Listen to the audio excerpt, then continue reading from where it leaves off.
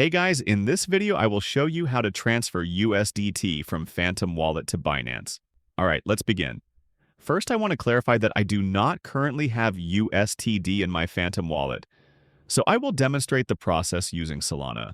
The steps are exactly the same for USDT or any other supported token.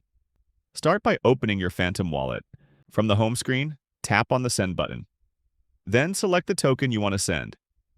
In my case, I am selecting Solana. Now open your Binance app.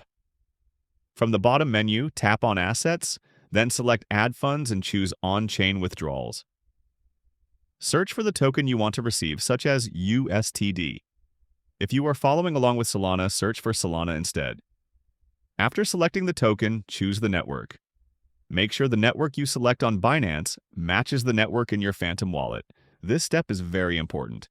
Once the network is selected, copy the wallet address shown on Binance. Go back to Phantom and paste this address into the recipient field. Tap Next, enter the amount you want to transfer, and proceed. Finally, review the wallet address and network, then confirm and send the transaction. So that's basically how you can transfer USDT from Phantom Wallet to Binance. That's it for this video, thanks.